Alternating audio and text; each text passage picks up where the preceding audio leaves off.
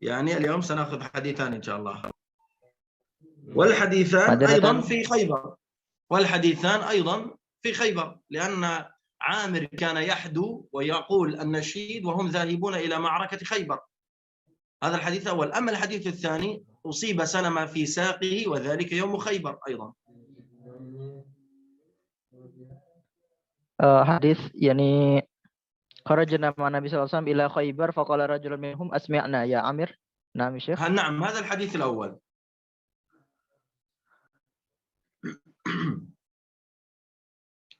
أما الحديث الثاني وهو يعني قول يزيد بن أبي عبيد: قد رأيت أثر ضربة في ساق سلمة فقلت يا أبا مسلم ما هذه الضربة؟ قال: هذه ضربة أصابتني يوم خيبر، فقال الناس أصيب سلمة، فأتيت النبي صلى الله عليه وسلم فنفث فيها 3 نفثات فما اشتكيتها حتى الساعة. هذا الحديث الثاني إن شاء الله.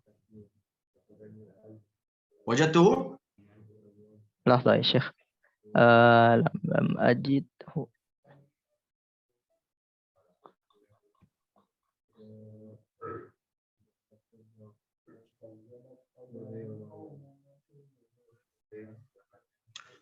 طيب.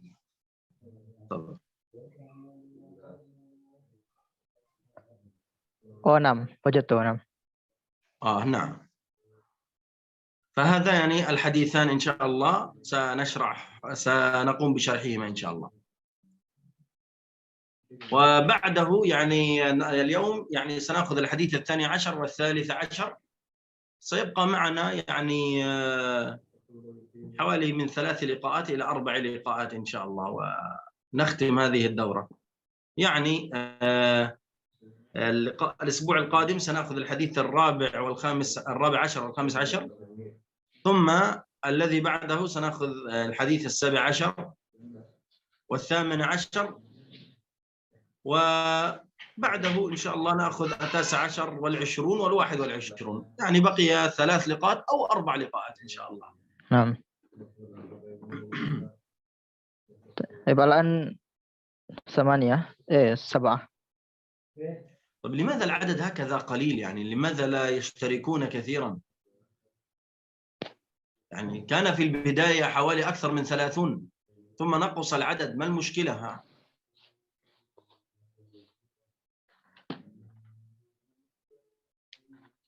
لم أدري بالضبط يا شيخ. انظر، الذي سينقطع كثيرا، أخبر الإخوة بذلك. من انقطع أكثر من لقاء أو لقاءين، أو ربما من انقطع لقاء واحدا أكثر من لقاء واحدا، لن يأخذ إجازة في سند صحيح البخاري. نعم يا شيخنا.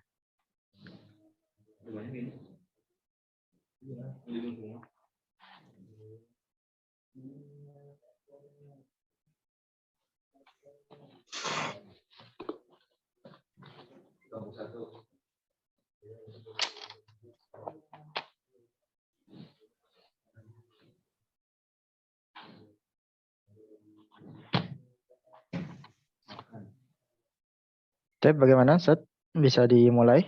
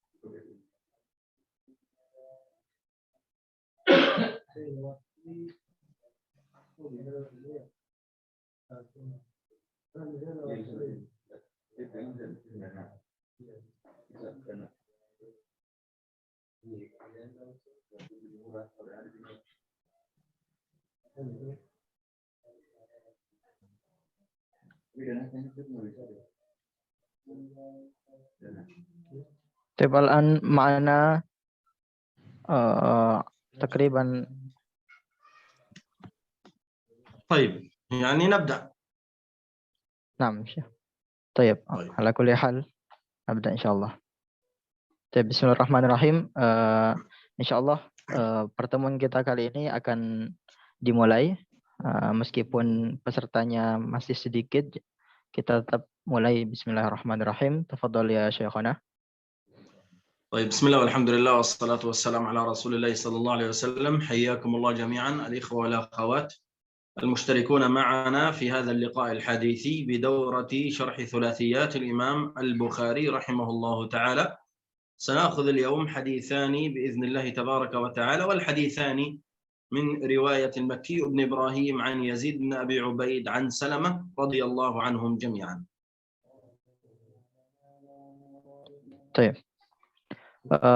Pada kali ini insyaallah akan kita bahas dua hadis yang masih berkaitan tentang Salamah bin Al-Aqwa, yaitu kharajna Nabi sallallahu alaihi wasallam ila Khaybar, hadis pertama. Kemudian yang kedua, ra'aitu athara darbatin fi saqi Salamah.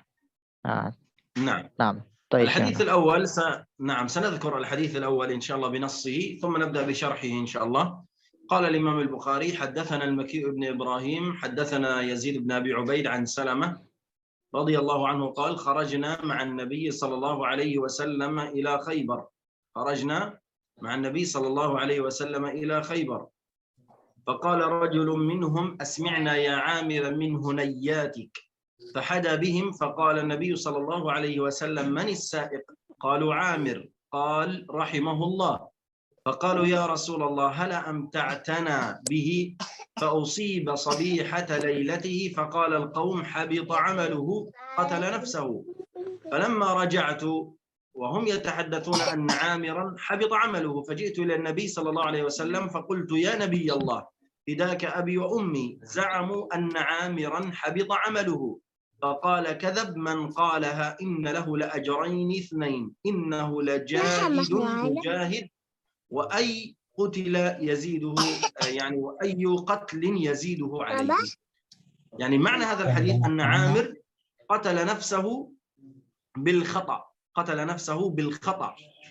فقالوا أنه قد حبط عمله، لكن النبي صلى الله عليه وسلم قال هو له أجران. نعم، هذا الحديث الأول. نعم. Syekh kemudian melanjutkan dengan menyebutkan hadis dan penjelasan secara umum. Yang pertama adalah hadis yang kita ambil, telah bercerita kepada kami Al-Makki bin Ibrahim, telah bercerita kepada kami Yazid bin Abi Ubaid dari Salamah. Dia berkata, kami keluar bersama Nabi Shallallahu Alaihi Wasallam menuju Khaybar. Lalu berkatalah seorang laki-laki di kalangan mereka, yaitu para sahabat, wahai Amir, perdengarkanlah kepada kami beberapa bait rajazmu. Ya. Maka Amir pun memperdengarkan kepada mereka bait-bait rajaznya, yakni sambil bersenandung dan menggiring unta-unta. Ya. Nabi Shallallahu Alaihi Wasallam berkata, siapa yang menggiring unta? Mereka menjawab, Amir.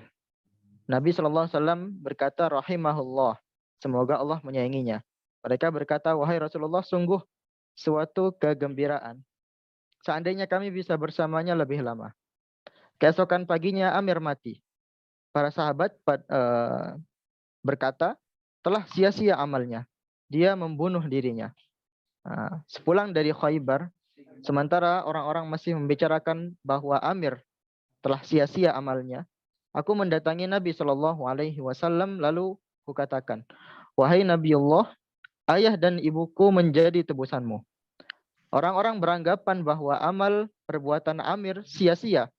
Beliau berkata, dusta orang yang mengatakan itu. Sungguh Amir telah mendapatkan 2 pahala. Dia benar-benar seorang yang bersungguh-sungguh dalam kebaikan dan berperang di jalan Allah. Pembunuhan mana yang lebih besar pahalanya daripada yang didapatkannya. Nah, ini arti dari hadis tersebut. Nah, ya Syekhana. نعم هذا الحديث ذكره الإمام البخاري في كتاب الديات. كتاب الديات. ما معنى الديات؟ يعني الدية. رجل قتل رجل فعليه ديته هكذا.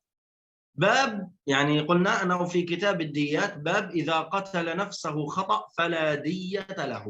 إذا قتل نفسه خطأ لا دية له.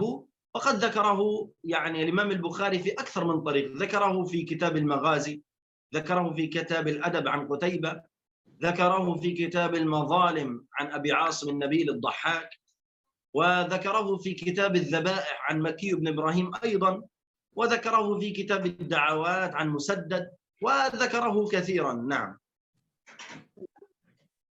Nah, kemudian Syekh melanjutkan bahwasanya hadis ini diletakkan oleh Al-Imam Al-Bukhari di Kitabud Diyat. Bab idza qatala nafsahu khata'an fala diyata lahu. Yaitu pada bab diyah di subbab jika seorang membunuh dirinya tanpa sengaja, maka tidak ada diyah bagi dia.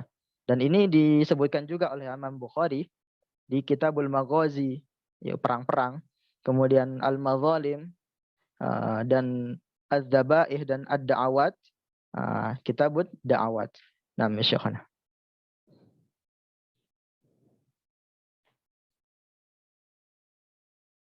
Nah, Syekhana. Sautuka yang qata'a. Baik. Ada sinyalnya masih belum begitu baik. Kita tunggu dulu Syekhnya sampai masuk lagi.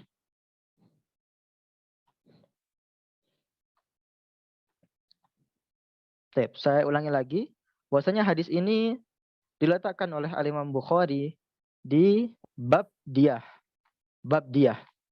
Diyah ini kalau dalam istilah artinya adalah sesuatu yang menjadi tebusan bagi orang yang telah melakukan kezaliman, ya, entah itu melukai atau membunuh, ya.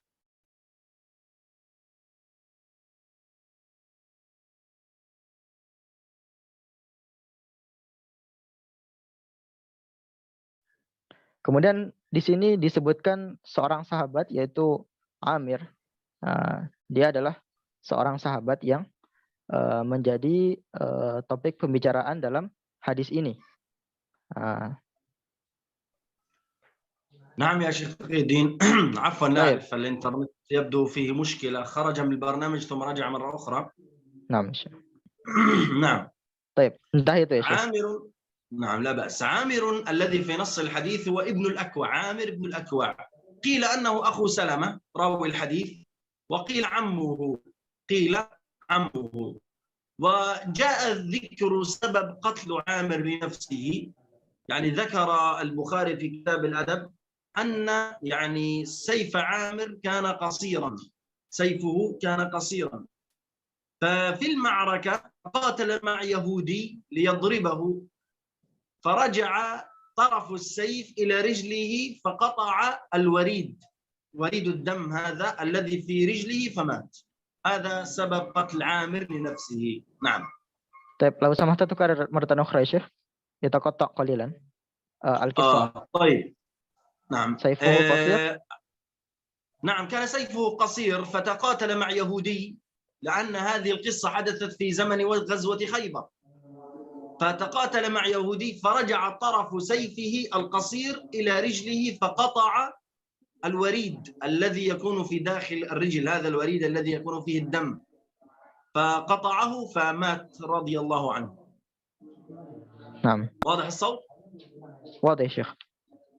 Kemudian Syekh melanjutkan bahwasanya Amir ini adalah anak dari Salamah bin Al-Aqwa. Kemudian Syekh bercerita bahwasanya disebutkan juga dalam kitab Al-Adab oleh Imam Bukhari bahwasanya Amir ini mempunyai pedang yang kecil. Kemudian suatu ketika dia berperang dan bertempur dengan seorang Yahudi. Kemudian qadarullah terjadilah sesuatu hingga akhirnya pedangnya ini menusuk jari-jarinya, ya, sehingga membuat urat nadi kakinya ini terputus dan mengeluarkan banyak darah. Kemudian pada akhirnya dia qadarullah meninggal dunia karena itu. Naam ya Syekhana. نعم. أما قوله في نص المتن من هنياتك، قالوا أسمعنا يا عامر من هنياتك. ما معنى هنياتك؟ هنياتك هي الأناشيد، هي الأناشيد والأراجيز الذي يقولها الرجل عندما يذهبون إلى المعركة وفي طريق الإبل. وكذلك في صوت الحداء قال يحدو لنا، يعني ينشد لنا، فكان عامر يحدو لهم وينشد لهم أثناء سيره من المعركة. لماذا؟ يعني حتى يشجعهم ويرغبهم في الجنة وفي القتال. Nah, kemudian Syekh melanjutkan bahwasanya ada lafaz di sini dalam hadis min hunayyatika. Apa arti dari min hunayyatika ini? Syekh menyebutkan bahwasanya ini adalah ajakan untuk berdendang atau bernasyid ya ketika berperang dan ketika berjalan di antara atau berjalan dengan unta ya, mereka bersafar dengan unta sambil mendendangkan nasyid ya, agar apa? Agar mereka termotivasi dalam berperang, kemudian mereka semangat dalam berperang. Ini adalah makna dari min hunayyatika, min hunayyatika atau min hunayyatika. Nah, Syekhana. نعم هنيهاتك. نعم. الآن سننتقل إلى المسائل الفقهية في الحديث. يعني لا أريد أن أطول كثيرا في الشرح، سنذهب مباشرة إلى المسائل الفقهية. المسائل الفقهية لنا مسألتان في هذا الحديث، لنا مسألتان فقهيتان في هذا الحديث. المسألة الأولى: هل للذي يقتل نفسه دية؟ هل للذي يقتل نفسه دية؟ لأن عامر قتل نفسه بالخطأ، قتل نفسه بالخطأ. وذكرنا أن البخاري ذكر هذا الحديث في كتاب الديات، باب إذا قتل نفسه خطأ فلا دية له. هنا مسألة اختلف العلماء: هل الذي يقتل نفسه دية يعني مال؟ نعم. Nah, kemudian Syekh melanjutkan dengan dua permasalahan fikih dalam hadis ini. Yang pertama adalah apakah orang yang membunuh dirinya sendiri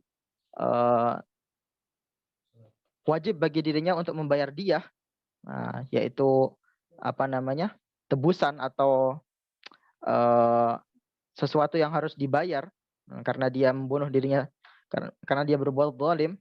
Maka di sini ada perbedaan para ulama yang akan disebutkan oleh Syekh. Nah, Syekhana. نعم. العلماء هنا على مذهبين. المذهب الأول يا كرام، قال الإمام ابن بطال رحمه الله تعالى أنه قالوا تجب ديته على عاقلته. العاقلة يعني إن عاش فهي له عليهم، وإن مات فهي لورثته. ما هي العاقلة؟ هم العصبة، يعني من قبل الأب، أبيه وأعمامه وغير ذلك، هم العاقلة. قال تجب الدية إذا عاش هذا الرجل له هذه الدية، لكن إذا مات فهي لورثته لأبنائه وبناته. صاحب هذا القول الإمام الأوزاعي والإمام أحمد وإسحاق والظاهري وغيرهم. قال تجب الدية على العاقلة، يعني على القرابة. نعم. نعم، على القرابة أو على الورثة يا شيخ؟ لا، تجب الدية على القرابة، على العاقلة. إذا مات تكون لورثته، الدية تذهب إلى الورثة، يعني تجب عليه الدية. نعم. نعم. Kemudian Syekh, afwan, dimatikan ini Pak Jatmiko mic-nya. Ya. Baik. Kita lanjutkan. Pendapat yang pertama ini disebutkan oleh Ibnu Battal bahwasanya Ibnu Battal bersama dengan beberapa ulama yaitu Ishaq bin Rahawai, kemudian Al-Auza'i dan yang lainnya, mereka berpendapat bahwasanya wajib bagi seorang yang membunuh dirinya sendiri dengan tanpa sengaja, wajib bagi dirinya untuk membayar diyah. Dan ini dibayarkan dari hartanya sendiri kepada siapa? Kepada ahli warisnya, kepada kerabatnya. Ya, saya ulangi lagi, wajib bagi seorang yang membunuh dirinya sendiri tanpa sengaja untuk membayar diyah kepada kerabatnya, kepada ahli warisnya. Ini pendapat dari Ibnu Battal dan yang lainnya. Naam Syekhana. نعم. أما المذهب الثاني وهو قول الجمهور وهذا ما ذهب إليه البخاري، قالوا لا يجب عليه دية، لا يوجد عليه دية. وهذا ذكرنا أن الباب البخاري قال في كتاب الديات باب إذا قتل نفسه خطأ فلا دية عليه. فقال الجمهور يعني أن من قتل نفسه بالخطأ لا دية له ولا عليه. ودليلهم قصة عامر هذا الذي قتل نفسه بالخطأ. هل ذكر في الحديث أن له دية؟ لم يذكر، لم يقول النبي صلى الله عليه وسلم أخرجوا له الدية أو لأولاده أو لورثته، لم يذكر النبي صلى الله عليه وسلم ذلك. فهذا هو الراجح في هذه المسألة وهو قول جمهور الفقهاء. نعم. Nah, kemudian pendapat yang kedua yaitu pendapat al-jumhur, yaitu pendapat mayoritas para ulama, dan diantara mereka juga al-Imam Al-Bukhari rahimahullahu ta'ala. Mereka berpendapat bahwasanya tidak wajib bagi seorang yang membunuh dirinya sendiri tanpa sengaja untuk membayar diyah. Tidak wajib. Karena apa? Karena Nabi Shallallahu Alaihi Wasallam sendiri tidak menyebutkan dalam teks hadis secara langsung. Tidak disebutkan akhriju lahu diyah. Keluarkan bagi dia, keluarkan atau bayarkan diyah kepada dia, kepada para ahli waris. Tidak disebutkan ini. Ini pendapat al-jumhur. Naam Syekhana. نعم. هذه المسألة الأولى. المسألة الثانية يا كرام، ذكر في الحديث قالوا أسمعنا يا عامر من هنيهاتك، يعني من أناشيدك. السؤال هنا ما هو حكم النشيد وحكم الغناء والشعر وغيره من هذه الأمور؟ ما حكمها؟ لأنها وردت في نص الحديث. نعم. Nah, kemudian permasalahan fikih yang kedua, di sini disebutkan asmi'na ya Amir min hunayhatika. Perdengarkanlah wahai Amir nasyid-nasyidmu. Di sini permasalahan fikih permasalahan fikihnya adalah apa hukum dari nasyid? Apa hukum lagu-lagu? Di sini ada permasalahan fikihnya yang akan disebutkan oleh Syekh. Naam Syekhana. نعم. قال الإمام ابن عبد البر رحمه الله تعالى اتفقوا على إباحة الحداء، اتفقوا على إباحة النشيد الذي يكون فيه رفع للهمة، وذلك في طريق الحجيج عندما يذهبون إلى الحج يقومون بالنشيد إلى المعركة إلى الجهاد، وكذلك حتى يحفز الهمم فأباحوا ذلك. وأيضا منه نشيد المرأة للولد الصغير إذا أراد النوم فقط، وبين النساء المرأة للنساء. أما تغني المرأة أمام الرجال وهكذا كما هو مشهور الآن هذا حرام شرعا بالاتفاق. Nah, kemudian Syekh melanjutkan bahwasanya Ibnu Abdul Bar berkata ibahatul hida, yaitu dibolehkannya bernasyid, yaitu nasyid yang membangkitkan semangat ketika baik itu ketika berperang ataupun ketika haji. Kemudian nasyid yang didendangkan oleh seorang ibu kepada anaknya agar dia tertidur. Kemudian nasyid seorang perempuan kepada perempuan yang lainnya, ini dibolehkan. Adapun nasyid yang didendangkan oleh seorang wanita di depan para lelaki, maka ini haram secara mutlak. نعم شيخنا. نعم. وأيضا كان الدليل على ذلك ما أخرجه الإمام أحمد والترمذي من حديث جابر رضي الله عنه، كان أصحاب النبي صلى الله عليه وسلم يتذاكرون الشعر، ومنه كان الأحباش يلهون في مسجد النبي صلى الله عليه وسلم ويذكرون الشعر فلا ينهاهم النبي صلى الله عليه وسلم وربما يبتسم. أما الغناء الذي يحمل أغاني ماجنة وغير ذلك فهذا لا يجوز شرعا. هذا لا يجوز شرعا كما هو في عصرنا الآن من يغني من الرجال والنساء.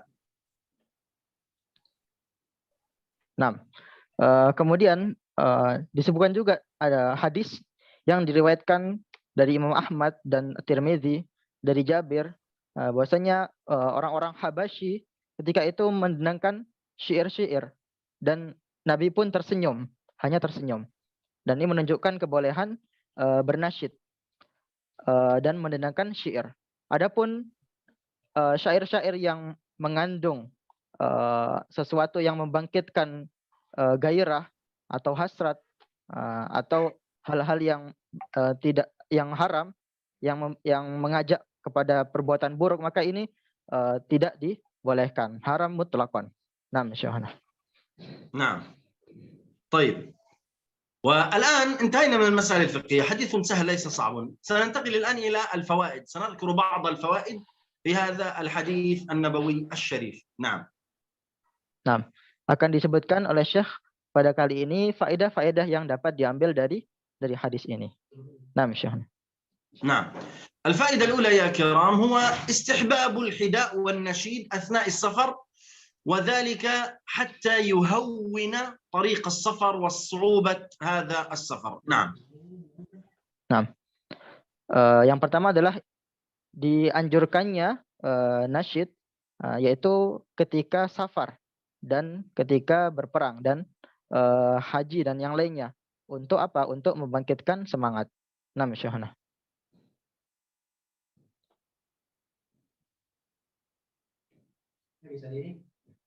Nam ya Syekhana, sautuka inqata'a.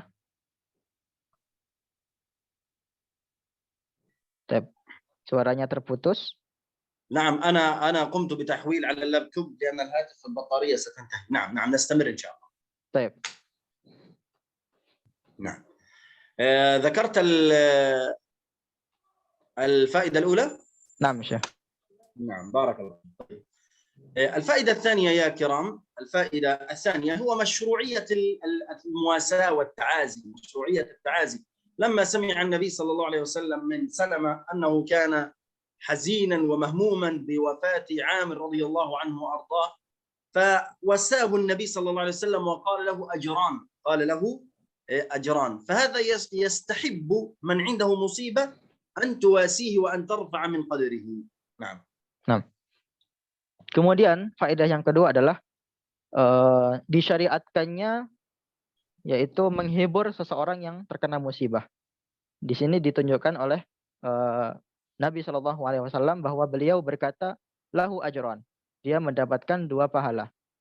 Dia mendapatkan 2 pahala dan ini menunjukkan bahwasanya ketika seorang terkena musibah baik itu kematian kerabatnya ataupun musibah yang lainnya, maka dianjurkan untuk menghiburnya agar tidak bersedih. Nah, Syekhana. نعم. وكذلك أيضا يعني من الفوائد يا كرام معجزة من معجزات النبي صلى الله عليه وسلم أنه قال رحمه الله. ومعروف يا كرام بين الصحابة أن النبي صلى الله عليه وسلم إذا قال لرجل في المعركة رحمه الله فهذا دليل على أن هذا الرجل سيقتل في سبيل الله، سيقتل في سبيل الله. فكان عمر رضي الله عنه قال إذا استغفر النبي صلى الله عليه وسلم لأحد في المعركة إلا استشهد فقال لعامر رحمك الله لما سمع منه النشيد فكان شهيدا رضي الله عنه وأرضاه. Nah, kemudian yang ketiga adalah mukjizat Nabi Shallallahu Alaihi Wasallam dan ini ditunjukkan dari perkataan Nabi Shallallahu Alaihi Wasallam yaitu rahimahullah. Nah, perkataan ini oleh Umar bin Khattab radhiyallahu anhu ditafsirkan bahwasanya ketika Nabi Shallallahu Alaihi Wasallam memintakan ampun kepada yaitu kepada Allah bagi seseorang, misalnya di kata rahimahullah di sini, maka ini menunjukkan bahwasanya dia telah meninggal dalam keadaan baik, yaitu fi sabilillah. Meninggal dalam keadaan baik, yaitu fi sabilillah. Nah, Syekhana. نعم. وكذلك يعني نستفيد من هذا الحديث مشروعية الذب عن أعراض الناس. يعني الناس لما تكلموا في عامر وقالوا حبط عمله، ماذا قال النبي صلى الله عليه وسلم؟ قال كذبوا. ماذا قال؟ قال كذبوا. فهنا يعني يجب أن نذب على أعراض الناس، أن نذب عن أعراض الناس. فقال النبي صلى الله عليه وسلم كذب من قالها لما قالوا أن عامر حبط عمله. نعم. Nah, kemudian faedah selanjutnya adalah disyariatkannya melindungi kehormatan seseorang. Disyariatkannya melindungi kehormatan seseorang. Dan ini ditunjukkan dari nas hadis, teks hadis bahwasanya ketika itu banyak orang mengatakan habitu amaluhu, telah sia-sia amalannya, yaitu amalannya Amir. Kemudian Nabi SAW berkata, lahu ajran. Nah, faqultu ya Nabi Allah, kadzaba man qalaha, telah berbohong mereka yang berkata sia-sia amalnya. Innalahu la ajraini itsnaini, sungguhnya dia mempunyai dua pahala yang dua pahala. Innahu la jahidun mujahid, dia seorang yang نعم يا شيخنا. وكذلك الفائدة الأخيرة يعني عدم الخوض في أعراض الناس. يعني عامر قتل نفسه بالخطأ، كل الناس قالوا يعني أنه طيب سنجيب على سؤالك يا أسرار الآن إن شاء الله. يعني كثير من الناس قالوا حبط عمله. هذا طبعا لا يجوز أن نخوض في أعراض الناس. نعم. سنترجم الآن سؤال أو سنجيب على سؤال أستاذ أسرار. نعم بعد أن تترجم ذلك. تفضل يا شيخ. طيب. Kemudian faedah yang selanjutnya adalah tidak boleh bagi kita untuk mencari-cari kesalahan orang lain. Tidak boleh bagi kita untuk mencari-cari kesalahan orang lain dan menyebutkannya dan menyebarkannya di depan banyak orang. Ini ditunjukkan bahwasanya ketika itu para sahabat berkata telah sia-sia amalnya, dia membunuh dirinya. Ini tidak boleh dilakukan oleh seorang muslim. Nah, Syaikhna. نعم. الآن أنا انتهيت من هذا الحديث. قبل أن ننتقل للحديث الثالث عشر، أستاذ أسرار يعني أرسل سؤال على الشات فقال كيف المرأة إذا غنت بالصلوات الإبراهيمية أمام الرجال؟ يا إخوة هذا لا يجوز شرعا، لا يجوز شرعا. أنا كنت في إندونيسيا وعشت فيها 2.5 سنين، وكنت أذهب إلى المساجد وأرى ذلك عندما يستضيفني مسجد وأذهب لمحاضرة وغير ذلك، تقوم النساء بإلقاء الأناشيد وصلى الله على محمد وصلوات وغير ذلك. هذا لا يجوز. وكنت أقول لهم هذا لا يجوز، صوت المرأة عورة، لا يجوز للمرأة أن تغني أمام الرجال، لا يجوز، لا يجوز، خذوها عني، لا يجوز للمرأة أن تغني أمام الرجال، لا بالصلوات الإبراهيمية ولا بالصلوات المحمدية ولا بالصلوات الجبرائيلية ولا شيء. المرأة إلى المرأة، أما المرأة أمام الرجال هذا لا يجوز أبدا. ومن يعطيها أن تغني ذلك فعليه الإثم. نعم. Nah, di sini ada pertanyaan dari Ustaz Asrar. Bagaimana jika ada seorang perempuan yang mendendangkan sholawat Ibrahimiyah di depan para lelaki? Maka Syekh menjawab, ini tidak dibolehkan. Ini tidak dibolehkan. Karena apa? Karena yang seharusnya adalah seorang wanita jika ingin berdendang, maka dia berdendang di depan wanita. Tidak boleh di depan para lelaki. Dan bagi siapa yang mengizinkannya, maka bagi dia berdosa. Ini perlu diperhatikan oleh kita agar tidak boleh melakukan hal ini lagi. Baik itu sholawat Ibrahimiyah atau sholawat Muhammadiyah dan sholawat-sholawat yang lainnya. نعم شيخنا. نعم واضح إن شاء الله. طيب الآن ننتقل إلى الحديث الثالث عشر. الحديث الثالث عشر أيضا من رواية مكي بن إبراهيم. قال الإمام البخاري رحمه الله تبارك وتعالى حدثنا المكي بن إبراهيم حدثنا يزيد بن عبيد قال رأيت ضربة في ساق سلمة، يعني في رجل سلمة بن الأكوع رضي الله عنه، فقلت يا أبا مسلم وهي كنية أبي سلمة. ما هذه الضربة؟ قال هذه ضربة أصابتني يوم خيبر، فقال الناس أصيب سلمة، فأتيت النبي صلى الله عليه وسلم فنفث فيها 3 نفثات فما اشتكيتها حتى الساعة. وهذه معجزة من معجزات النبي صلى الله عليه وسلم سنذكرها الآن بالشرح في هذا الحديث. نعم. Nah, kemudian kita berlanjut kepada hadis selanjutnya, yaitu hadis yang diriwayatkan oleh Al-Makki bin Ibrahim. Telah bercerita kepada kami Yazid bin Abi Ubaid. Dia berkata, aku melihat bekas luka di kaki Salamah. Maka aku katakan, wahai Abu Muslim, bekas luka apakah ini? Dia berkata, luka ini kudapatkan pada hari perang Khaybar. Saat itu orang-orang berkata, usiba Salamah. Salamah terluka. Aku pun mendatangi Nabi Shallallahu Alaihi Wasallam, lalu beliau meludahi lukaku 3 kali. Maka sejak itu tidaklah aku merasakan lagi sakitnya hingga saat ini. Nah, ini adalah terjemahan hadis dari yang kita sebutkan tadi. Naam, Syahana. نعم. هذا الحديث يا كرام أخرجه الإمام البخاري في كتاب المغازي. كتاب المغازي باب غزوة خيبر. باب غزوة خيبر يا كرام ذكر فيه أكثر من 20 حديثا. ذكر فيه أكثر من 20 حديثا.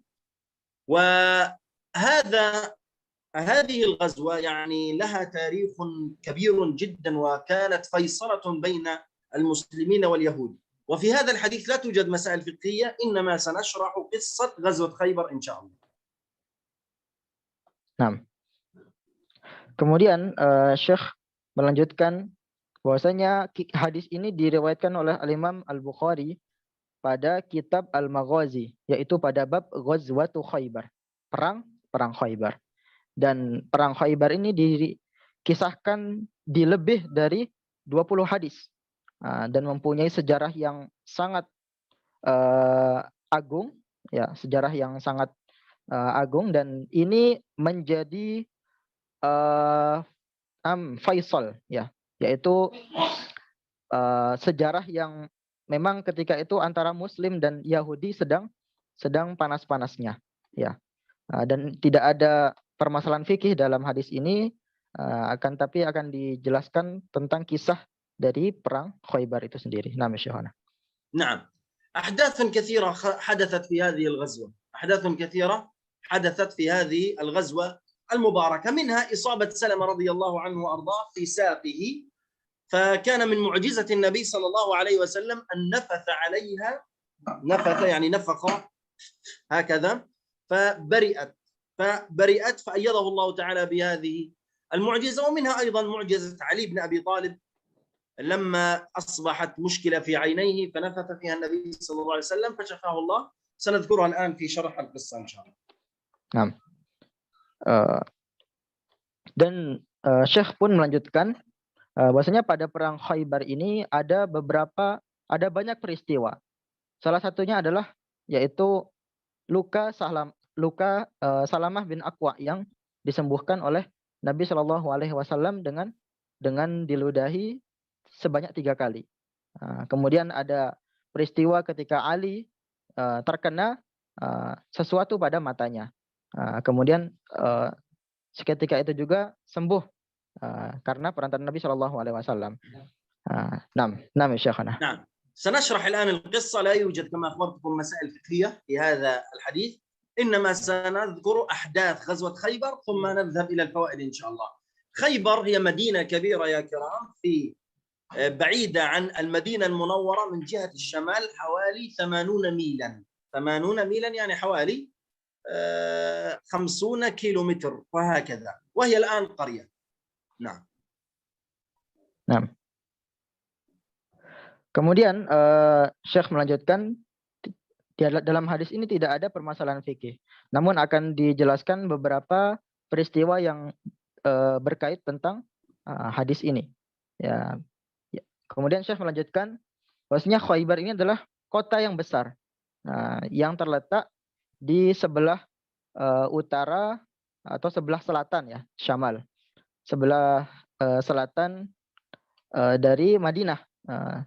Jauhnya 80 kilo, sekitar sekitar 50 kilo yang jauhnya sekitar 80 mil. Ya, ini kota Khaybar. Nam Syahana. نعم.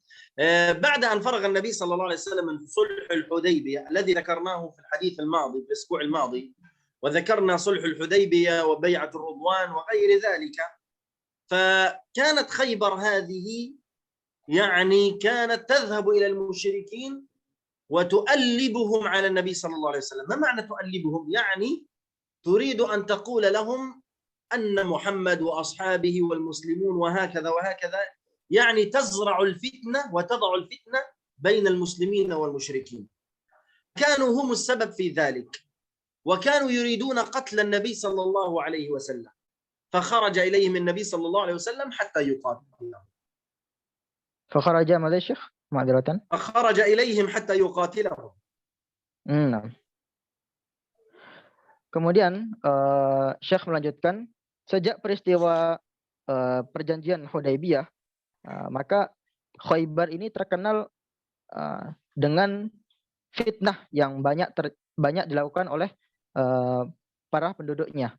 Mereka menyebarkan fitnah di antara kaum muslimin dan kaum musyrikin ketika itu, dan mereka berencana untuk membunuh Nabi juga, sehingga Nabi Shallallahu Alaihi Wasallam bersama para sahabatnya berangkat untuk memerangi mereka di kota Khaybar tersebut. Naam Syekhana. نعم. وكذلك أيضا يا كرام خرج النبي صلى الله عليه وسلم ب 1400 رجل، 1400 رجل وهم أصحاب الشجرة، وهم أصحاب الشجرة.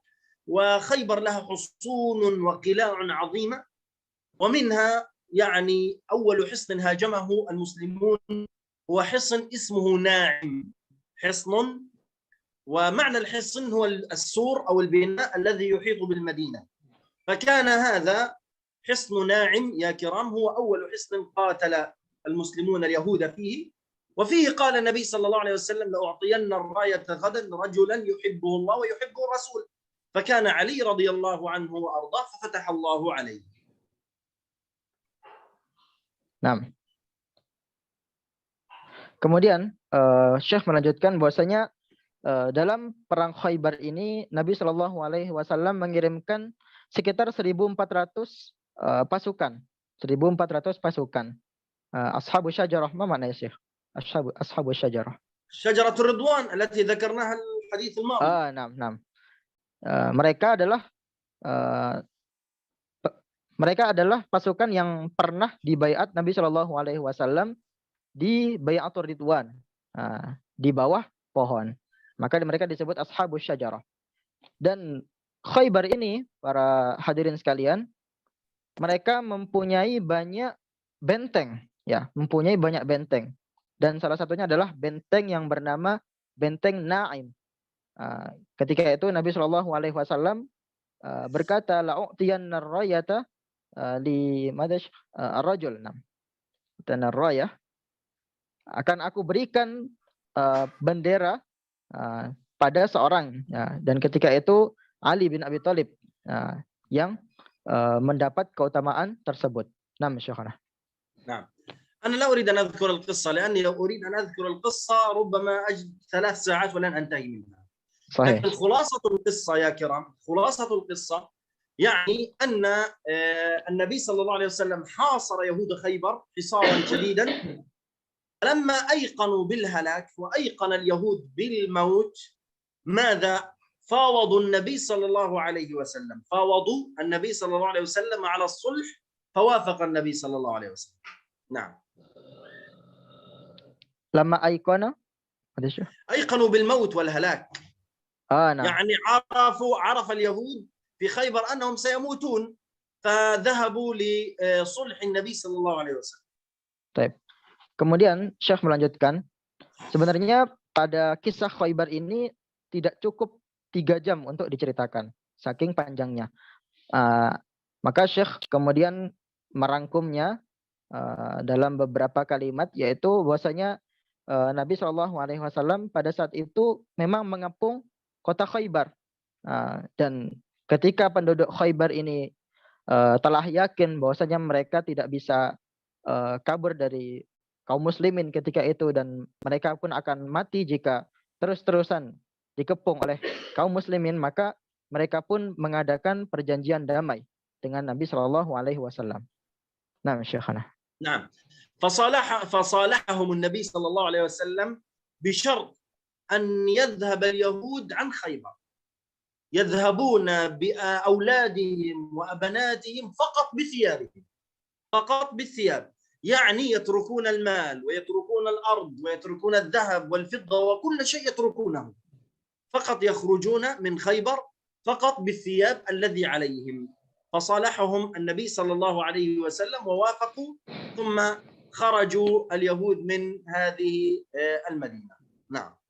Nah, kemudian singkat cerita mereka pun menyetujui, kemudian Nabi pun menyetujui perjanjian damai tersebut. Kemudian Nabi SAW memberikan syarat bahwasanya mereka harus pergi dari kota Khaybar tanpa membawa apapun kecuali pakaian dan anak-anak mereka dan para kerabat mereka. Tidak boleh ada harta benda yang dibawa kecuali pakaian mereka. Dan mereka pun menyetujui itu dan pergi meninggalkan kota Khaybar, kaum Yahudi tersebut. Nah, Syekhana. نعم. انتهت هذه الغزوة بخروج يهود خيبر عن المدينة المنورة ومن أرضها، وانتهت هذه الغزوة. في هذه الغزوة سبى النبي صلى الله عليه وسلم صفية بنت حيي بن أخطب، وهذه كانت زوجة رجل اسمه كنانة بن أبي الحقيق، وهذه يعني صفية هي أصبحت زوجة النبي صلى الله عليه وسلم، وهي أم المؤمنين رضي الله عنها وأرضاها. فهذه صفية رضي الله عنها هي بنت حيي بن أخطب زعيم اليهود. نعم. Nah, kemudian Nabi SAW ketika itu menyandra seorang perempuan yang bernama Safiyah binti Huyai bin Akhtab. Dan Safiyah ini anak dari Kinanah, seorang pembesar dari kaum Yahudi ketika itu. Dan Nabi pun menikahinya dan menjadi Ummul Mukminin, istri Rasulullah Shallallahu Alaihi Wasallam. Nah, Syekhana. نعم. الآن سنذهب إلى فوائد الحديث، يعني الحديثان اللذان معنا اليوم ما شاء الله خفيفان جدا. طيب. نعم. سنذهب إلى فوائد الحديث. الفائدة الأولى يا كرام التذكر بعزة الإسلام. اليهود خانوا الله وخانوا الرسول، خانوا الرسول صلى الله عليه وسلم، فالله تعالى سلط عليهم المسلمون والنبي صلى الله عليه وسلم فأذاقوهم أشد العذاب، فهذا يدل على عزة الإسلام والمسلمين. نعم. فأذاقوهم، إذن خروجهم هذا عذاب لهم. نعم. الله تعالى ماذا قال في سورة الحشر؟ يخربون بيوتهم بأيديهم وأيدي المؤمنين فاعتبروا يا أولي الأبصار. صحيح. نعم. فكان عذابا لهم. طيب. Kemudian Syekh melanjutkan dengan beberapa faedah hadis yang bisa diambil dari hadis ini.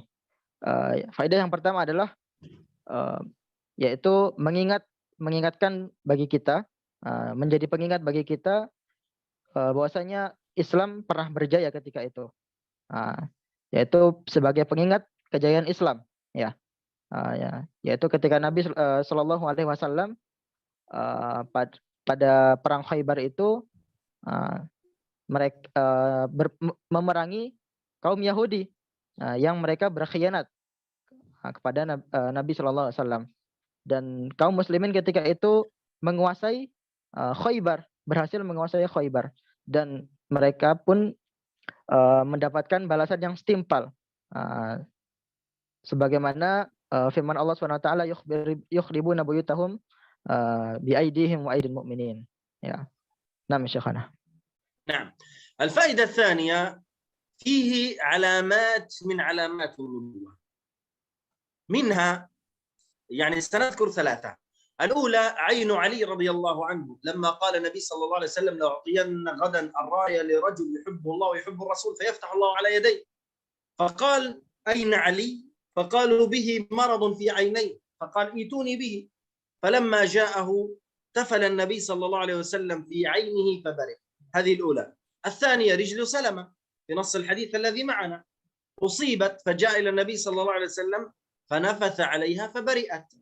القصة الثالثة زينب بنت جحش اليهودية أرادت أن تضع السم في ذراع الشاه للنبي صلى الله عليه وسلم، في ذراع الغنمة، فلما أكلها النبي صلى الله عليه وسلم أنطق الله هذه الغنم وقالت يا رسول الله لا تأكلني فإني مسمومة.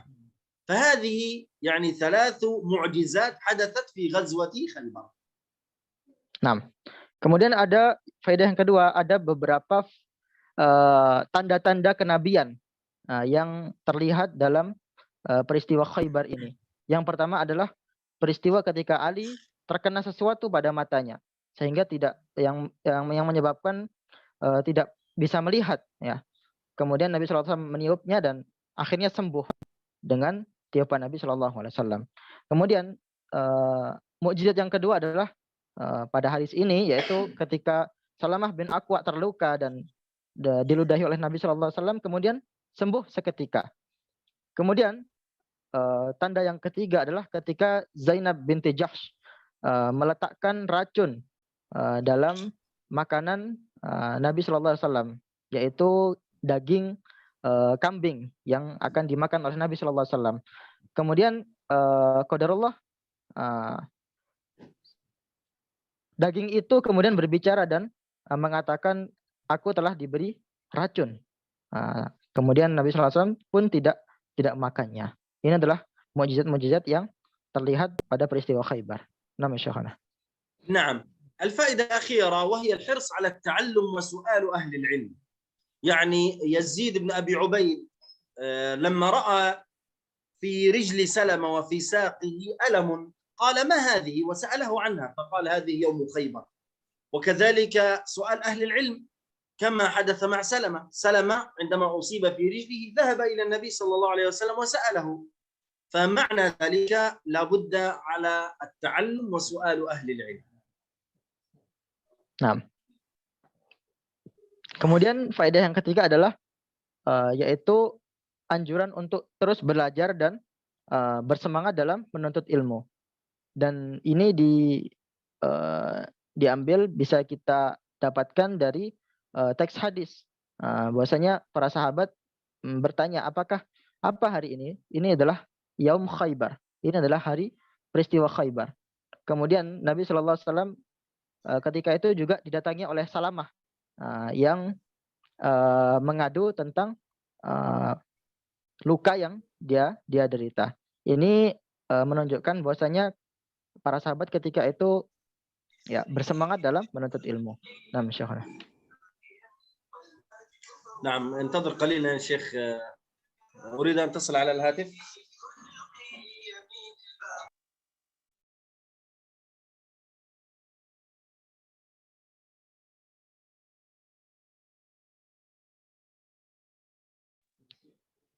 Baik, sambil menunggu, saya ulangi lagi.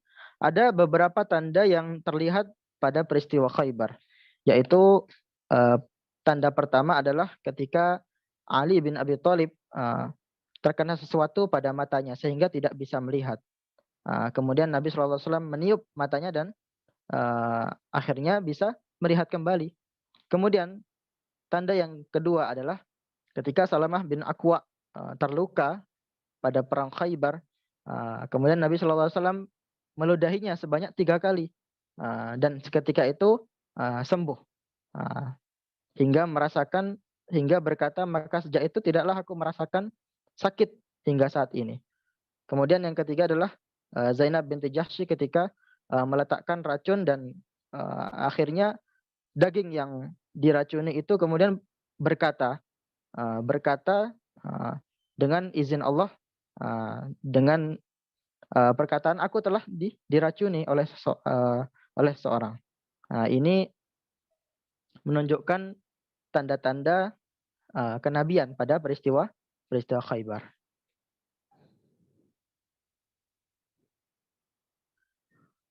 طيب يا شيخ تقي الدين. نعم. نعم شيخ.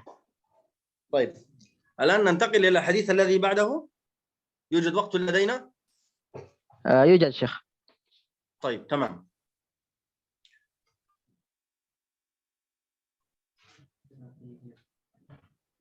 نعم، سؤال أسرار. نعم. طيب عندنا حديثان، يعني اليوم سيكون 4. الحديث الثاني الذي سنذكرهم الآن يا كرام يتحدث عن الحمر الأهلية. عن الحمر الأهلية حديث النبي صلى الله عليه وسلم. قال النبي صلى الله عليه وسلم في الحديث الأول، قال الإمام البخاري رحمه الله تعالى: حدثنا أبو عاصم الضحاك بن مخلد عن يزيد بن أبي عبيد عن سلمة بن الأكوع رضي الله عنه أن النبي صلى الله عليه وسلم رأى نيرانا توقد يوم خيبر. قال: على ما توقد هذه النيران؟ قالوا: على الحمر الإنسية. قال: اكسروها وهريقوها. قالوا: ألا نهريقها ونغسلها؟ قال: اغسلوا. قال أبو عبد الله كان ابن أبي أويس يقول الحمر الأنسية يعني بنصب الألف. وجدت هذا الحديث يا شيخ تقي؟ نعم يا شيخ. تمام. هذا أيضا يحدثنا عن ما حصل في غزوة خيبر. نحن يعني ما زلنا نحن في غزوة خيبر. هذا الحديث الأول. الحديث الثاني حديث المكي بن إبراهيم قال: حدثني يزيد بن أبو عبيد عن سلمة بن الأكوع رضي الله عنه قال: لما أمسوا يوم فتح خيبر أوقدوا النيران، فقال النبي صلى الله عليه وسلم: على ما أوقدتم هذه النيران؟ قالوا: لحوم الحمر الإنسية. قال: أهريقوا ما فيها واكسروها وقدروها. فقام رجل من القوم فقال: نهريق ما فيها ونغسلها. فقال النبي صلى الله عليه وسلم: أو ذاك. وجدت هذان الحديثان يا تقي؟ نعم يا شيخ. طيب اذكر ألفاظهما ثم نبدأ بشرحهما إن شاء الله. طيب. Sekarang kita akan berlanjut pada hadis selanjutnya dan akan dibahas 2 hadis yang masih berkaitan tentang perang Khaybar. Nah, hadis yang pertama adalah telah bercerita kepada kami Abu Asim Ad-Dhahak bin Makhlad dari Yazid bin Abi Ubaid dari Salamah bin Aqwa bahwasanya Nabi SAW melihat api dinyalakan pada hari Khaybar. Beliau pun bertanya, untuk apa api ini dinyalakan? Mereka menjawab, untuk memasak al-humur al-insiyah. Ya, terjemahnya mungkin kurang lebih keledai-keledai yang dipelihara. Ya, keledai yang dipelihara. Ya. Beliau pun berkata, pecahkanlah wadah-wadahnya dan tumpahkanlah isinya. Mereka pun berkata, tidakkah cukup kami tumpahkan isinya? Ya, tidakkah cukup bagi kami untuk menumpahkan isinya dan mencuci wadahnya? Beliau berkata, cucilah wadahnya. Abu Abdillah berkata, dulu Ibn Abi Ubaid mengatakan al-humur al-insiyah di sini dengan alif lam al-alif dan alif nun al-fathah. Ya. Kemudian hadis yang kedua adalah yang diriwayatkan oleh Al-Makki bin Ibrahim. Dia berkata, telah bercerita kepadaku Yazid bin Abi Ubaid dari Salamah bin Al-Aqwa. Dia berkata, suatu sore pada hari penaklukan Khaybar, pasukan kaum muslimin menyalakan api. Nabi SAW pun berkata, untuk apa kalian menyalakan api ini? Para sahabat menjawab, untuk memasak keledai-keledai piaraan manusia. Ya. Beliau berkata, tumpahkanlah isinya dan pecahkanlah bejananya. Lalu berdirilah salah seorang laki-laki di antara mereka seraya berkata, tidakkah cukup kami tumpahkan saja isinya dan mencuci bejana-bejananya? Nabi SAW berkata, awadak, lakukanlah seperti itu. Ya, ini ketegasan Nabi SAW. Nah, Syekhana.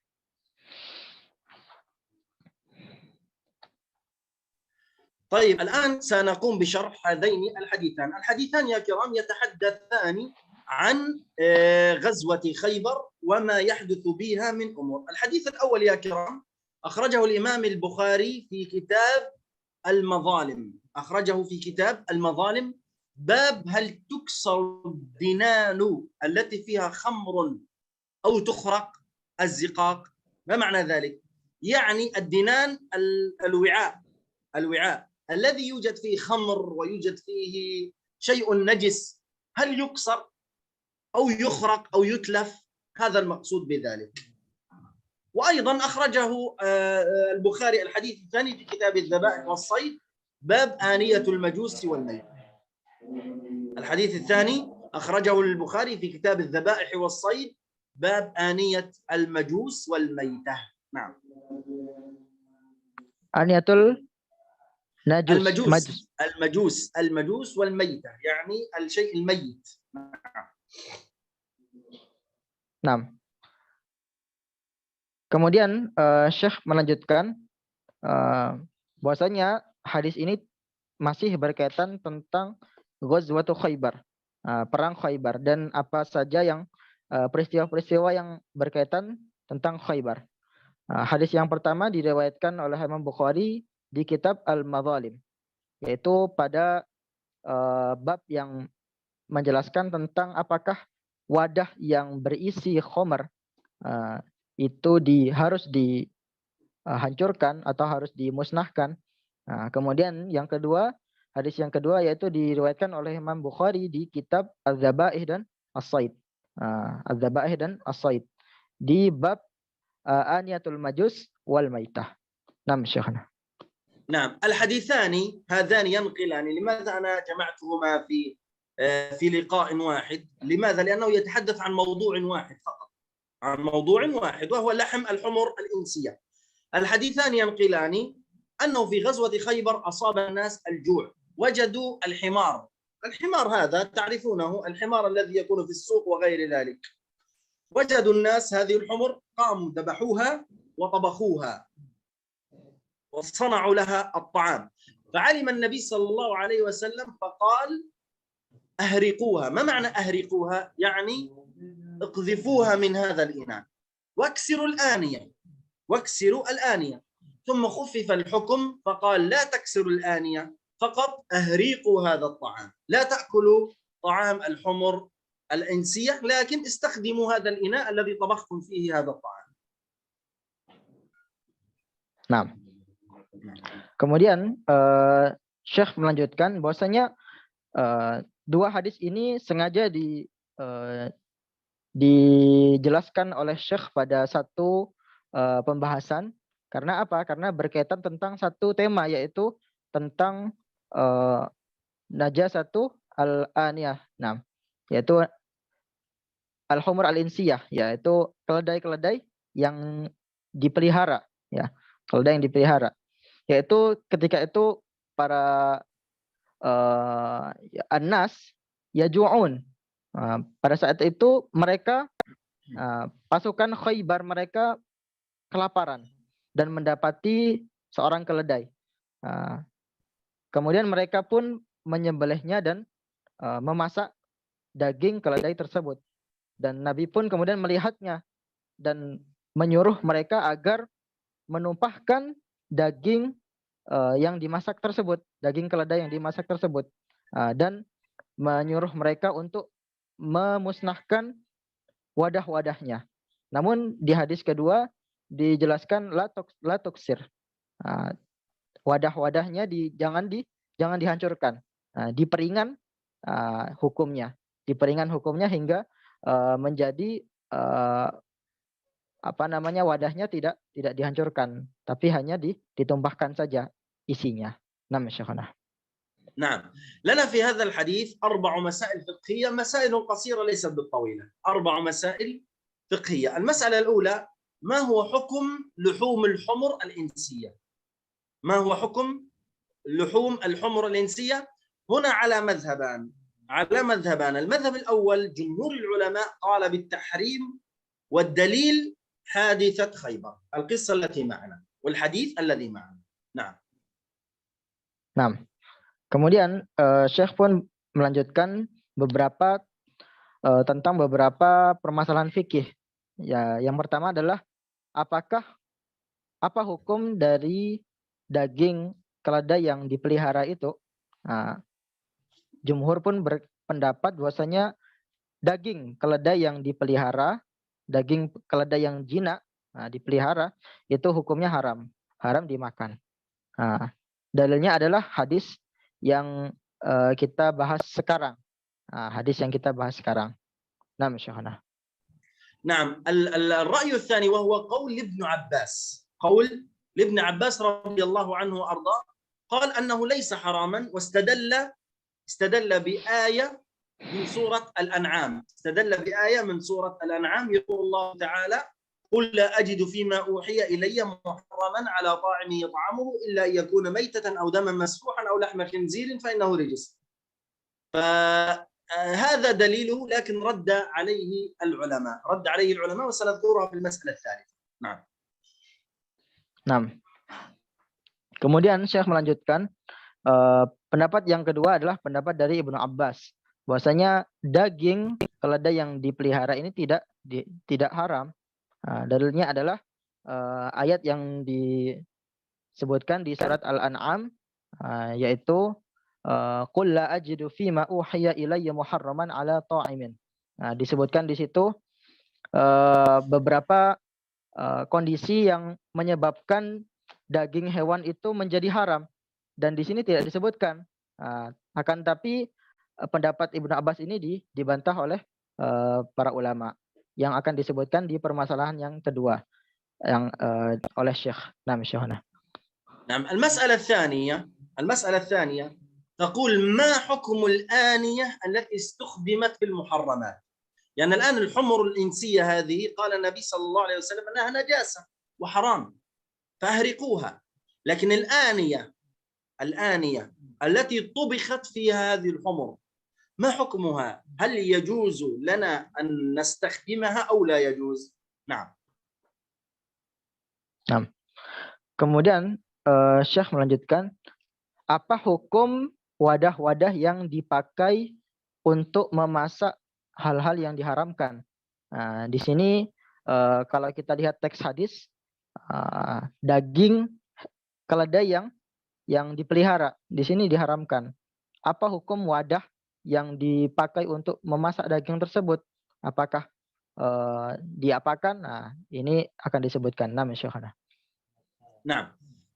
الجواب وهو ما أجمع عليه العلماء من قول الحافظ ابن حجر رضي الله عنه وأرضاه، أنه إذا غسلت وطهرت وانتفع بها يعني جاز أن نستخدمها، ولكن إذا لم يوجد غيرها فإنه يجوز أن تغسل ويؤكل فيها. والدليل الحديث الذي معنا عندما قال رجل: هلا أن نهرقها ثم نستخدم هذه الأواني؟ قال: لا بأس بذلك.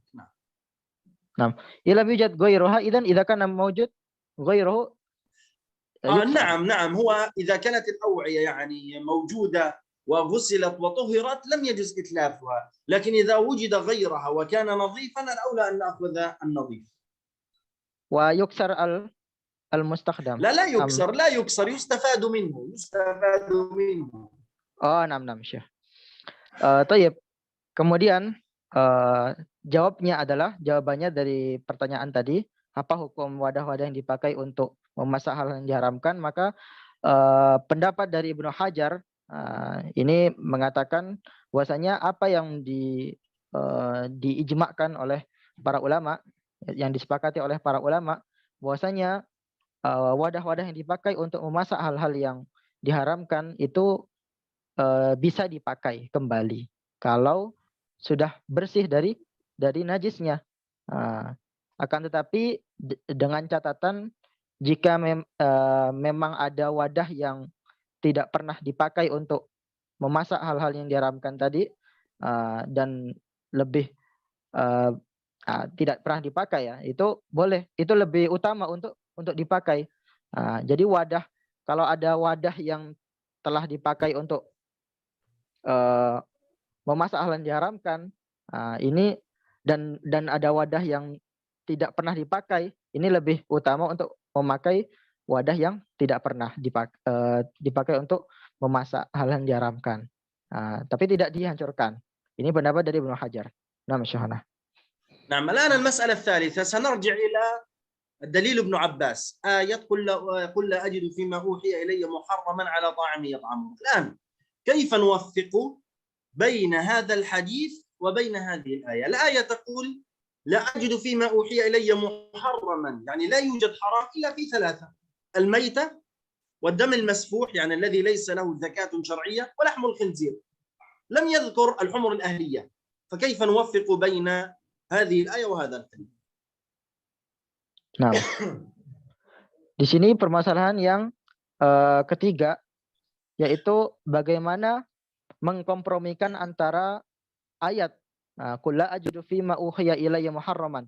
Di sini tidak disebutkan hewan yang diharamkan kecuali pada 3 kondisi saja, yaitu hewan yang menjadi bangkai, ya, mati dengan sendirinya atau mati tidak disembelih dengan secara syar'i. Kemudian ad-damul masfuh. Ad-damul masfuh mana Syekh? Nasitu Syekh. Ad-damul masfuh. الدم المسفوح هو الذي ليس له زكاة شرعية، يعني لا يسمى ويذبح من رقبته، يعني يذبح صحيح. على بطنه وعلى رأسه، دمه مسفوح على الأرض هكذا، أو نعم. ما يأكله السبع وغير ذلك. Nah, ad-damul masfuh yaitu dia yang tidak disembelih dengan secara syar'i, baik itu dipukul atau ditanduk oleh hewan lain, kemudian daging babi. Di sini tidak disebutkan kecuali 3 kondisi tersebut. Adapun dalam hadis ini disebutkan hewan, yaitu keledai piaraan. Bagaimana mengkompromikannya akan dijelaskan oleh Syekh Nam Syekhana. نعم، هناك أقوال يقول ابن القيم رحمه الله تعالى أن التحريم يتجدد شيئا فشيئا، فأول ما نزل هذه الآية، ثم بعد ذلك يأتي التحريم الآخر وهو الحمر الإنسية وغير ذلك، يعني كان الشرع يأتي بالتدريج، هذا هو قول الحافظ ابن القيم رحمه الله تعالى. Nah, kemudian Syekh pun melanjutkan, ada beberapa perkataan para ulama di sini. Salah satunya dari Ibnu Qayyim rahimahullah taala, bahwasanya pengharaman di sini bertahap, tahap demi tahap, ya. Jadi bertahap. Yang pertama turun ayat tidak diharamkan kecuali 3 kondisi. Yang pertama bangkai, kemudian mati karena tidak disembelih dengan cara yang syar'i, kemudian daging babi. Ini 3 kondisi yang pertama. Kemudian kondisi selanjutnya turunlah hadis ini. Diriwayatkan hadis ini, yaitu berkaitan tentang keledai yang disembelih, keledai peliharaan yang disembelih. Ini tidak boleh dimakan. Jadi bertahap ya antara yang ayat kemudian hadis. Nah, Syekhana. نعم، أما الحافظ ابن حجر قال آية الأنعام مكية، لكن وقت غزوة خيبر مدنية، فأيهما أولى، المكي ثم المدني؟ فلذلك كما ذكر ابن القيم أولا تنزل الشرائع بالتدريج، ينزل الشرائع بالتدريج. فمثلا آية سورة المائدة حرمت أشياء، ثم بعد ذلك أنزل الله تعالى آية أخرى قال تحريم ما أهل لغير الله به والمنخنقة والموقوذة والمتردية والنطيحة وما أكل السبع إلا ما ذكيتم وما ذبح على النصب. فمعنى ذلك أن الشرع يأتي بالتدريج، وهذا الرد على قول ابن عباس رضي الله عنه. Nah, Ibnu Hajar kemudian menambahkan bahwasanya ayat di surat Al-An'am di sini makkiyah. Kemudian hadis ini Khaybar itu dan ayat di surat Al-Maidah ini madaniyah. Seperti di ayat hurimat alaikumul maitah waddam walahmal khinzir wa ma uhilla li ghairillahi bih. Di sini dijelaskan secara detail. Jadi yang pertama turun Al-An'am dulu, qul la ajidu fima uhiya ilayya muharraman. Kemudian selanjutnya turunlah ayat hurimat alaikumul maitah waddam walahmal khinzir. Jadi bertahap pengharamannya. Nah, Syekhana. نعم. طيب المسألة الأخيرة وهي لماذا حرم الله اللحم الحمر الإنسية؟ الجواب فقط أنها نجسة بخلاف الحمر الوحشية، لأن الحديث فقط يقتصر على الحمر الأهلية، بمعنى أن لحم الحمر الإنسية الأهلية التي في الأسواق وهنا هذه نجسة، أما لحم الحمر الوحشية التي تكون في الغابة وغيرها الذي لونها أبيض مع أسود هذا ليس بنجس. نعم. الذي لونها أسود والأبيض إذن يجوز أكله يا شيخ. نعم، هذا الذي يكون في الغابات وغير ذلك الحمار الوحشي. نعم. طيب. kemudian faedah yang permasalahan yang keempat yaitu kenapa daging keledai yang dipelihara ini diharamkan? Maka jawabannya di sini ada hanya satu saja, yaitu karena dia najis. Karena dia najis. Keledai yang dipelihara tidak boleh dimakan karena dia najis. Adapun keledai yang liar seperti yang di hutan-hutan, seperti yang berwarna hitam dan putih, ini tidak diharamkan karena dia liar. نعم شيخنا. نعم الآن سنذكر بعض الفوائد إن شاء الله ونذكر الفوائد المهمة. يعني الفائدة الأولى الأصل في الشيء الإباحة. الأصل في الشيء الإباحة. يعني كان الصحابة يظنون أن هذا الحمار مباح فذبحوه وطبخوه إلا جاء نص من النبي صلى الله عليه وسلم أن هذا نجس لا يجوز أكله. نعم. Faedah yang pertama adalah ada kaidah yang berkata hukum asal sesuatu itu adalah boleh. Al-aslu fi syai' al-ibahah. Dan ini ditunjukkan oleh perbuatan sahabat ketika itu yang memasak keledai yang dipelihara, keledai jinak. Maka mereka pun kemudian karena mereka tidak mengetahui pada awalnya, kemudian mereka membuangnya dan menumpahkan dagingnya karena dilarang oleh Nabi SAW. Nah, Syekhana. نعم الفائدة الأخيرة وهي يعني سرعة استجابة الصحابة للنبي صلى الله عليه وسلم في تنفيذ الأوامر. قال النبي صلى الله عليه وسلم حرام اقلبوا هذه القدور مباشرة. قاموا بقلب هذه القدور فهذا يدل على يعني اتباع الصحابة للنبي صلى الله عليه وسلم. نعم. Kemudian faedah yang terakhir adalah para sahabat ketika itu langsung melaksanakan perintah Nabi Shallallahu Alaihi Wasallam, dan ini menunjukkan bahwasanya mereka para sahabat sangat mematuhi perintah Nabi Shallallahu Alaihi Wasallam, karena ketika dilarang seketika itu juga mereka menumpahkan daging keledai yang dimasaknya. Ini menunjukkan bahwasanya mereka sangat mematuhi perintah Nabi Shallallahu Alaihi Wasallam. Nah, Syekhana. نعم بهكذا نكون قد انتهينا من شرح هذين الحديثين بفضل الله.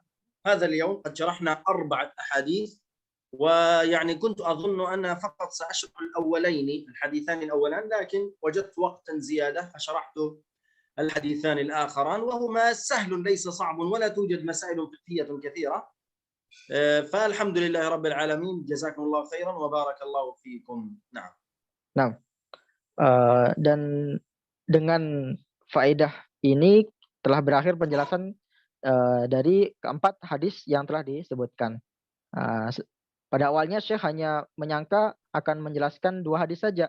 Namun karena waktunya masih ada, jadi alhamdulillah kita telah membahas 4 hadis pada kali ini.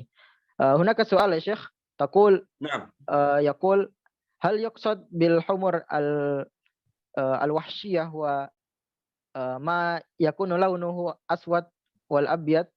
نعم هذا الذي له خطوط أسود وأبيض الذي يكون في الغابة ويجري مع الأسود وغيره. نعم هذا هو الذي يسمى بالزبرة باللغة الإنجليزية. صحيح زبرة. نعم هو هذا. نعم هذا يجوز لا مشكلة فيه. أما الحمار الذي عندنا في المدينة هذا لا يجوز. الذي يركب به لا يجوز. أيوة الذي نركب به إلى السوق هذا لا يجوز أن نأكله. نعم. Jadi kata Syekh, zebra itu boleh dimakan, namun keledai yang ditunggangi, yang jinak, itu tidak boleh dimakan. Nah, Syekhana. نختتم يا شيخ نختتم إن شاء الله. طيب. Kita akhiri pertemuan kali dengan bacaan kafaratul majlis. Subhanakallahumma bihamdik, asyhadu an la ilaha illa anta nastaghfiruka wa natubu ilaik. Jazakumullahu khairan ya Syekh. بارك الله فيكم جميعا جزاكم الله خيرا وسامحونا على الإطالة أخذت من وقتكم اليوم طويلا قليلا. نعم. طيب. تفضل يا شيخ. نعم خلاص السلام عليكم ورحمة الله وبركاته. وعليكم السلام ورحمة الله وبركاته. بارك الله فيكم يا شيخنا. حياكم الله. Nalta ke Indonesia sih. نعم دعواتك يا شيخ أبو فارس، نلتقي إن شاء الله على خير إن شاء الله. شكرا شيخ.